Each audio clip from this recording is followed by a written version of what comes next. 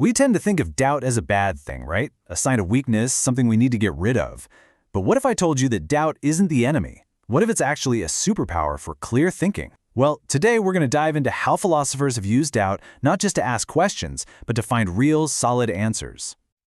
So let's just start with this. What if everything you think you know is wrong?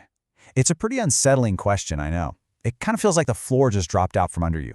For most of us, that's a really scary thought. But here's the twist. For philosophers, that uncomfortable feeling, that's not a threat. It's the starting point. It's an invitation to begin a journey toward real understanding. Because think about it, before you can find out what's true, you have to be willing to question everything you just assume is true. So let's try to reframe this whole idea. Let's stop thinking of doubt as the enemy of knowledge and start seeing it as its guardian, the bouncer at the door of your mind, making sure only good information gets in. So what are we really talking about when we say doubt? At its core, it's just hitting the pause button. It's the simple act of saying, hang on a second, let me take a closer look at this before I totally buy in. It's not rejection, it's just careful inspection.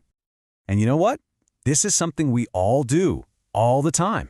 A little kid asking, wait, is the tooth fairy actually real? That's philosophy in action. Same with a student wondering if their history textbook is telling the whole story. And yeah, even that classic philosopher's question, what if I'm dreaming right now? It's just taking that same natural impulse and turning it all the way up. To really get this, we've got to go back, way back, to ancient Greece, and to a guy who pretty much built his entire legacy on the power of asking, "Are you sure about that?" Now, this quote gets misunderstood all the time. It sounds like he's giving up, right? Like it's a statement of failure. But it's the exact opposite. This is one of the most powerful statements of intellectual humility ever.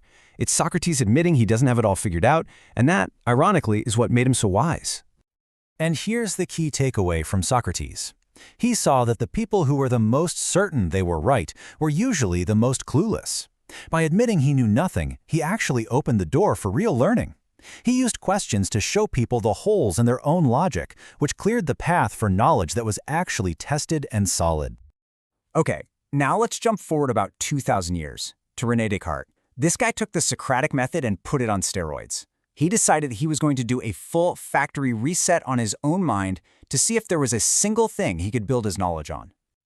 His method was honestly pretty radical. First, he just decided, I'm gonna doubt everything. He thought, my senses can trick me, my memories could be fake.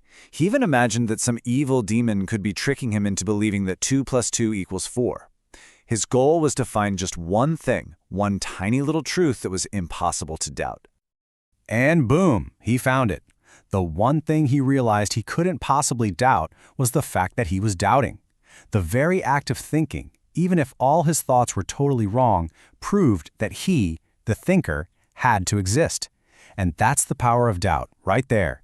By trying to demolish everything, he found the one solid piece of bedrock he could build all of modern philosophy on.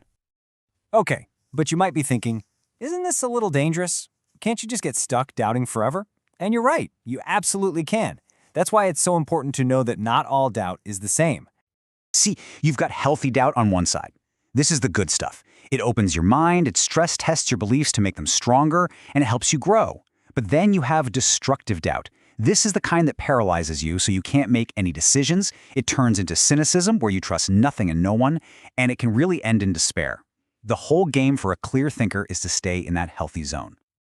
Now, I know this all might sound a little abstract and philosophical, but here's the thing. You are already an expert at using healthy doubt. Every single day. You just probably don't call it that. Just think about it. Every time you read the reviews before you buy something online, that's you using doubt to cut through the marketing noise to find a better truth. Every time you see a crazy headline and check the source before you share it, that's you using doubt to protect yourself from misinformation. It is a practical, powerful tool you use all the time to sharpen your judgment. Let me give you a super simple example. Imagine one person says, of course the Earth is round. I mean, everybody says so. Their belief is based on what's popular. It's not wrong, but it's also not really tested. But then their friend asks, yeah, but how do we actually know that? What's the proof? That is healthy doubt in action. They're not trying to be a flat earther. They're trying to find a stronger foundation for the belief. And once they find that evidence, satellite pictures, physics, all that, their belief transforms into real, solid knowledge. It's theirs now because they tested it. And this all brings us to a final, and I think, much bigger point. Using doubt this way isn't just a neat little mental trick. It's actually an act of courage. It's an act of personal freedom. Because when you decide to question traditions or authority or even just what everyone else thinks, you are making a powerful statement. You're claiming the right to use your own mind. You're refusing to just passively download beliefs from other people. And honestly, that's why people who encourage critical thinking have always been seen as a little dangerous by people in power. I just love this quote from the philosopher Bertrand Russell. It perfectly nails this whole idea. Being full of doubt isn't a sign of weakness. It's a sign of intelligence. It means you're humble enough to know that you don't have all the answers. The people who are the most sure of themselves are often the ones who are the most dangerously wrong. So, we'll leave you with this final thought to chew on. Which scares you more? The idea of being wrong about something you believe, or the idea of going through your whole life never questioning your beliefs at all? Because the power of doubt is really the power to choose real, tested knowledge over comfortable, unexamined belief. And that's a choice worth making.